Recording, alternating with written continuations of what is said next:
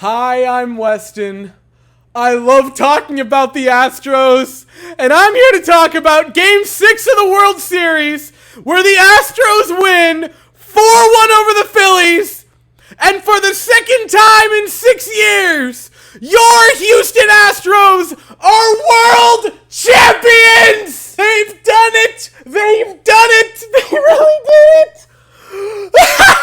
Can you believe they did the thing? They did the thing, guys! They did it! They won it all! They won the World Series! I didn't think they were going to. Like, I did going into the series. I thought, oh, of course they're going to win. It's not going to be an issue. But then, like, Game 1 happened, and I'm like, oh, no. And then Game 3 happened, and I'm like, oh, no! We're going to lose to a team with nothing but the power of friendship again!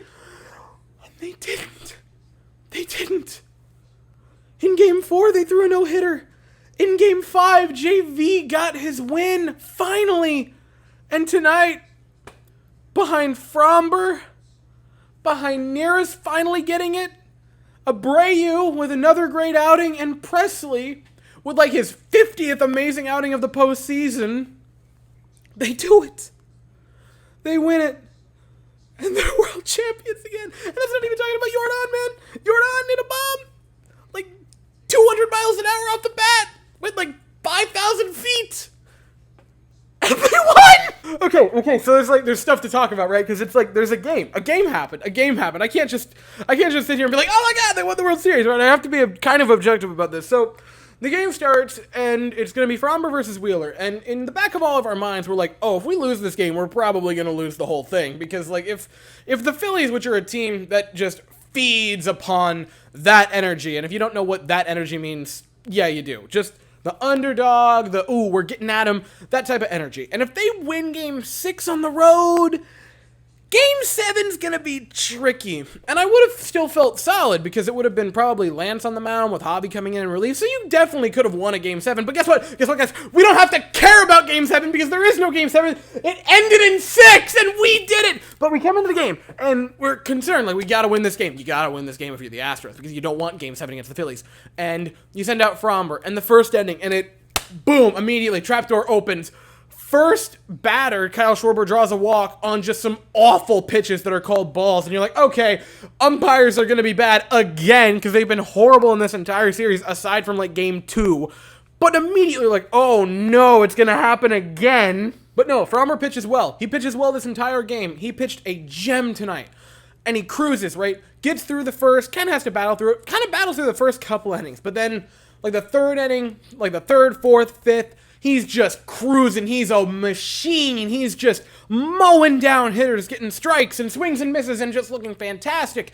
And then you get to the sixth and you're like, man, the Astros offense has done absolutely nothing. It looks like all we're going to need is one run to win this. Ah, crap! Because Kyle Schwarber hits a tank shot to right field, 107 off the bat, like a 1,000 expected bat. I mean, it was a missile by Kyle Schwarber, and it's 1-0 Phillies, and then the stadium goes dead silent, and you're like, ah, crap, we're gonna lose the World Series. Which in hindsight is ridiculous, because it was one run in Game 6. There would have been a Game 7, even if we would have lost it 1-0. Granted, losing 1-0 would have been a pretty hard thing to rebound from in a Game 7, but we don't have to worry about it, because guess what? So Framber finishes the day. A gem, right? He pitched amazing. I'm kind of shocked Framber didn't win World Series MVP after what he did in Game 2 and tonight. So he finishes 6 innings of work, 1 earned run on the Kyle Schwarber home run, a pair of walks, again, one of them was highly suspect, but that's beside the point, 9 strikeouts, 6 hard hit balls, if I'm not mistaken, and I want to make sure I'm right, yeah, 6 swings and misses. Framber pitched a gem tonight. He was absolutely fantastic. And I bring up the swings and misses because I do think that's important. Like, the Phillies knew they were getting the 50-50 calls, and hey, credit to the players for knowing it and, you know, being like, hey, I'm not going to expand the zone because I don't have to. And they didn't. Like, Framber got 9 strikeouts with 6 swings and misses. You see in the disparity there that, like, yeah, they knew they didn't have to expand the zone, and they didn't, but Framber worked around it. He got a lot of looking strikes. He pitched amazing tonight. Framber was fantastic. The bottom of the 6th happens, and there's this thing that happens. And the first batter, the leadoff batter, Martin Maldonado, right, standing in the box, and he's standing like this, and he sees the ball coming in, and so he gets out of the way, and then inadvertently, like, brings his elbow in a little bit and gets hit by the pitch. And people are saying he leaned into the pitch, which is the dumbest thing I've ever heard of. Guys, watch every single batter ever. They always do this. That's your natural reaction, is to go, oh, I don't want to do that. He's not doing that intentionally. That was a gut reaction, was to move in. I don't know why that was furthered as this, like, oh, he leaned into the pitch. Like, this was not the Aledmus Diaz thing where he was like, oh, no, I got hit. This was very clearly like, oh, I don't want to do that. I don't want to. He was bringing his elbows in like this. Like, he's bringing them in, guys. I'm losing my mind. I'm just deliriously happy. That's what I am. So then after that, Altuve grounds into what we thought was going to be a double play. He beats it out. He was hustling. And, like, you'll trade Altuve. You know, we'll put him out there instead of Martín Maldonado. That's fine. You know, you get a lot more speed there. We wouldn't end up actually needing the speed. But then Jeremy Pena, who's been amazing. He's been amazing this whole postseason. Absolutely amazing. He gets a single, brings up Yordan Alvarez. That brings a pitching change. Zach Wheeler comes out. Jose Alvarado goes in to face Yordan Alvarez. And Yordan, who has been pretty quiet, and by quiet, I mean silent, since, like, the Mariners series, since, like, game 2 of that. And he hits a missile dead center, and I mean dead center. That was an expected batting average. I think it was 113 off the bat, 450. A monster home run, and I mean a monster home run by Yordan Alvarez. And how fitting is it? How beautifully fitting that game 1 of the World Series was won with a Yordan home run back in the ALDS and the final game, game 6 of the World Series, ends with another Yordan home run. Like, granted, there would be, you know, the Bregman would draw a walk, and then he'd move on a wild pitch, and then Vasquez would send him home, so that'd be the 4th run of the game, and that would be, you know, all well and good. It's good to get more runs. But the game winning, right, the go-ahead home run was hit for Yordan. How perfect is that his home run caps the start and finish of the run. It's art. It's art. And Jeremy Pena representing the series winning run with that single. Art. And people who have been critical of Dusty Baker for the World Series, I agree. He did not manage wonderfully in games 1 through 5. Can't deny that he managed a gem in game 6. Brings in Hector Neris to pitch. Hector Neris fired up, man. Holy crap, was he excited. Beautiful inning. Pair of strikeouts in his inning of work. No hard contact. No walks. Nothing. Hector Neris was a man on a mission saying, I am going to get mine, finally! And then Bryan Abreu comes in, and he pitches an amazing inning of work. Gets a strikeout in it. No hard contact. No walks. No nothing. Bryan Abreu went from a pitcher who some people said shouldn't have even made the opening day roster back in April. A pitcher who we were like, oh, yep, he's just going to be the one to soak up rando innings. You know, when you just have to have someone on the mound. That's what we thought he was going to be. Was just the, all right, well, someone's got a pitcher. And he wasn't. He wasn't. He was one of the best on the staff, one of the best in the league, and carried a 0.00 ERA through the postseason. Bryan freaking Abreu, ladies and gentlemen. And then Ryan Presley, 9th inning. Was it the prettiest? No, give up a couple of hard hit balls, give up a base hit. Who cares?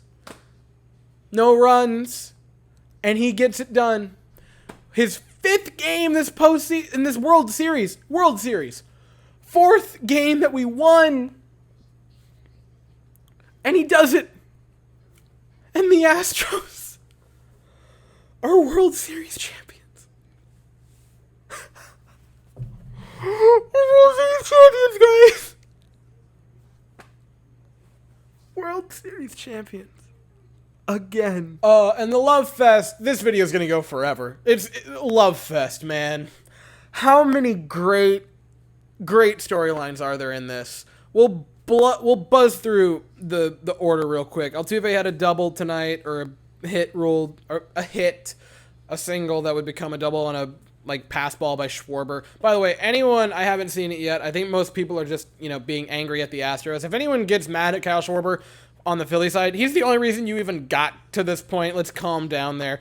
But Altuve would have a base hit. Pena would have a pair. He would win World Series MVP. I'll talk about him in a split second. Yordan had the big home run for the 3 RBI. Bregman had a base hit. He also drew a walk. Vasquez had the base hit with the RBI. Mancini had his first hit of the postseason. The Trey train finally got something, which is awesome to see. You love Trey Mancini. The offense, was it incredible? No, but it got enough. It did what we needed to do to win and to be champions again. Oh, the love fest. I could just go off on everyone on this team, and I'm going to talk about a lot of them. We'll start with Jeremy Pena, World Series MVP, ALCS MVP, first rookie shortstop to ever win a Gold Glove, first rookie shortstop to ever hit a home run in the postseason, first rookie to win World Series MVP as a position player. There are so many firsts for Jeremy Pena. What a postseason. What a year it was for Jeremy Pena. To be an elite shortstop this season, right? One of the top. Not just in general as a rookie, but filling in, taking over the role from one of the best players in franchise history at that position. Just one of the best in general, but taking his exact position in an offseason where a lot of Astros fans wanted us to re-sign Correa badly and were very upset that we didn't. Talking about how it's a mistake. For Pena to fill the role, to be one of the best defensive shortstops, and then to go on to have debatably the best postseason of any Astros hitter. He was the only one with an over 1,000 OPS. You can easily debate that he was the best hitter this postseason. Like a 190 WRC plus through the postseason. To do that as a rookie, he's 24, is incredible. And I give all the credit in the world to Jeremy Pena. And holy crap, this kid's gonna be a monster next year. Yordan Alvarez saved his home run for the right time, huh? I mean, walk-off home run in Game 1 of the ALDS, go-ahead home run in Game 2 of the ALDS, and then the go-ahead home run in Game 6 of the World Series, which would be the series-clinching game. Put him in the right spot, which is all he had to do. He had a dry spell, like 42 at-bats between home runs. He had a bit of a dry spell. Say it with me. Who cares? He did it when we needed it. And boy, did we need it. And he knew he got every stitch of that ball. He pimped it again. Another hitter that I think really needs praise is Bregman, who had a lot of just consistently good hitting, getting on base. I mean, we had a few players in this who just had rough postseasons. Altuve being one of them. If you would have told me that we would win the World Series and Altuve wouldn't have a home run, I wouldn't have believed it. No one would have believed it. Who would have thought that? Right? But we did. Bregman picking up the slack a lot for parts of the offense was massive. He had a lot of big home runs this postseason. He had a lot of big hits this postseason. Right? Bregman did a lot of heavy lifting. And in a season that through the first couple months, a lot of people wanted him traded and moved to rebound with the past few months that he had, and then this postseason, 2019, Bregman is back, and he's going to be back in 2023, and it's going to be fun to watch. Also a big player that I want to talk about, Chas McCormick, guys. How about Chas McCormick? The amazing game-saving play in Game 5, and a couple of super clutch home runs. Couple of massive plays, both defensively and with the bat in his hand. Chas McCormick, as a player who going into the season, people were questioning the hell out of, who said he shouldn't be the starting center fielder, who got optioned in June. A player who most people took until very recently to really warm up to. Just casually having one of the better postseasons for the entire team and making maybe the greatest catch in World Series history. That's my center fielder. Also, before I get to the pitching, if it's true for Martin Maldonado and he caught a lot of this postseason with a broken hand, I am sorry that I ever said a negative word about you. You are absolutely out of your mind and mental. The fact that you had any base hits with a broken hand is insane. The fact that you caught some pretty solid games is insane. If that's all true, caps off to Martin Maldonado, a warrior. And we'll get to the pitching. Oh, the pitching. We'll start with tonight's starter, Framber Valdez. Pair of gems this postseason. In the World Series specifically. Amazing game in Game 2 when the Astros really needed a win, right? You can't go down 2-0. Massive game from him in that game to boost us. And tonight again, a gem. I have no idea how he didn't win World Series MVP. Honestly, he was magnificent. Justin Verlander, last game's winner. Finally, after nearly 20 years at this level, getting the monkey off his back to finally get his World Series win. What a moment for him to finally conquer that.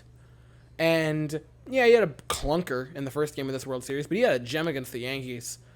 And he had a solid game in Game 5 to put us up 3-2 to make tonight possible. He deserves a lot of credit. You have Christian Javier. I don't need to say more. I could just say Christian Javier and move on, and you guys would say it was a good point made. Whether it was amazing relief for Justin Verlander in Game 1 of the ALDS, keeping us in that game when we needed it, apparently, because we were going to have an epic comeback. Who would have thought? Whether it was the shutout against the Yankees to nearly slam the door on that series, or whether it was starting a no-hitter in the World Series. Are you joking me, Christian Javier?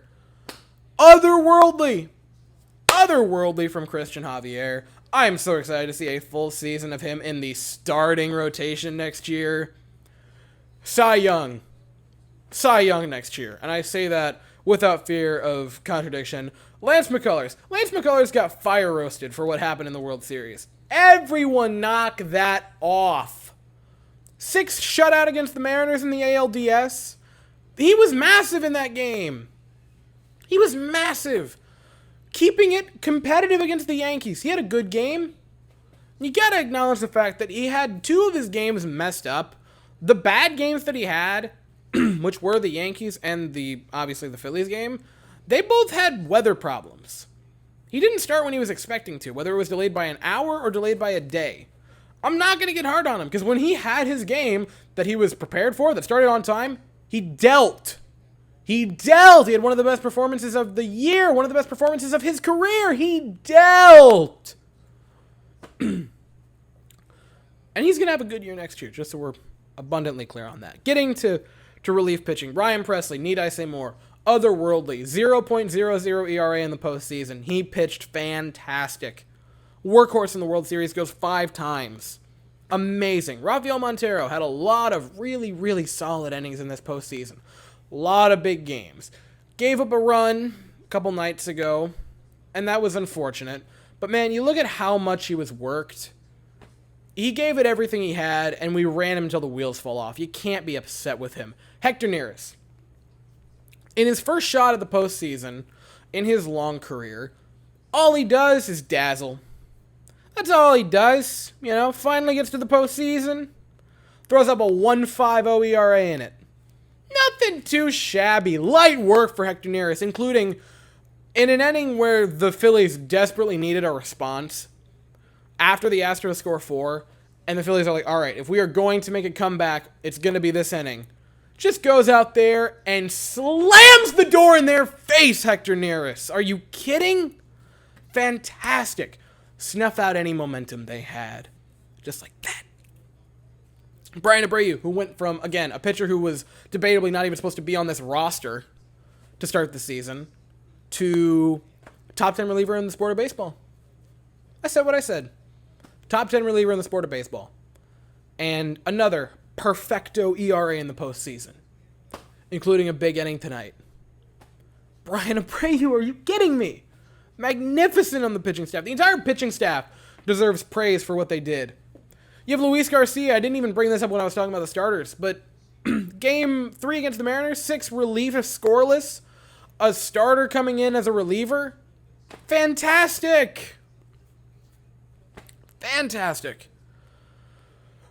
You have Stenek, who was very underused in the postseason. Very possible that he had this cold or flu or what have you in the World Series, and that's why he didn't get used that much. But he was fantastic when we had to call on him. He had some big appearances. And they all contributed to finally getting back on top of the mountaintop. And again, for the second time in 6 years, we are world champions. Again. And I say we. And whenever you say we when you're talking about a team that you cheer for winning a championship or a game, inevitably there are people that are, huge nerds that will say, it's not a we thing. You don't play for the team. You're not on the roster. You don't work for them. It's not a we. Don't say we. And here's the thing. First off, you're lame. Second off, if there is any fan base ever in the history of sports that deserves to say we when talking about their team winning it all, it's us. It's us. It is Astros fans. The fans of this team who since November of 2019 have taken it unendingly in the teeth. We take it in the teeth every single time we show ourselves and show this jersey. Twitter, Instagram, Facebook, YouTube, especially YouTube, in public. Like, a lot of Astros fans don't worry about it because they're in Houston, surrounded by their brethren. People out of Houston? Are you kidding me? You wear this out in public, you get at best dirty looks, and at worst, in some cities, I luckily haven't been in the cities, but borderline verbally abused. And I am just one person. But I know from my personal experience online and in real life, I know what it's been like. I know what we've taken for it all. I know what this haul has entailed. And again, I know I'm just one person, and I usually, 99% of the time, I would never say I speak for everyone, because I don't. But with this, I know for a fact, a definitive fact, that I speak for every single Astros fan when I say, from the very bottom of my heart, from the deepest part of my soul, thank you. Thank you. To all of the 29 other fan bases, thank you for everything the past few years. For every insult. For every mean tweet, repost, comment, yelling in person, every obscenity you've shouted at us, every time you've cursed our name, thank you so much. Because all of it that we've gotten made this so much sweeter. And it's not just everyone around us yelling at us. We conquered our own demons. We slayed our own monsters that haunt us. Dusty Baker can't win the world. Justin Verlander has never gotten a World Series win. They can't beat the NL East. They can't win at home. The monsters of our past can't haunt us anymore. And this team, everyone on it, is free. And this is specifically to all of the Astros fans. Enjoy every second of it. Enjoy it all. Because we've suffered through the past few years to get to here. So enjoy every second of this. And savor it. Because these teams, they don't come around. They don't. This is a historically great team. And so savor every second of it. Because we might never watch a team this good ever again. And also speaking to Astros fans, but really just any fans of this channel, thank you. Thank you for watching these videos, for subscribing, for liking, for coming to the streams, for commenting, to talking with me. I'm not near any of my teams. I'm a Rangers, Jets, and Astros fan in Central Florida. Sufficient to say that I'm not exactly close to any of the teams or fan bases that I cheer for. And so talking with all of you guys makes me feel like I'm there. And I can't thank you guys enough for giving me that. you guys give me the most valuable thing we as humans have, and that's time. You can never get it back. And the fact that you guys give me any of it is an honor that I do not take lightly. And I appreciate every single view, every single minute you watch. And after a third season, and now over 1,000 of you guys, 100,000 views, almost 120,000 views, and this channel's first World Series, first championship, thank you for everything. I didn't want the video last year to end because it was sad, and it was like, man, you know, we end on such a bitter note and we have to wait till next season to try to redeem ourselves. And now, I don't want it to end just because I want to savor the moment. I was a bad YouTuber last year. I didn't make nearly enough off-season stuff. I want to do so much in the off-season. I want to do the gradings again. That was so much fun to do. So I want to grade each player again. I want to do the tier list. I know super long-term subscriber, awesome OG of the channel, Mr. Corona, did the tier list last year. I'd love to do those again. I want to do more signing and trade stuff. I want to do so much in the off season. I want to be so much more active with the Astros stuff.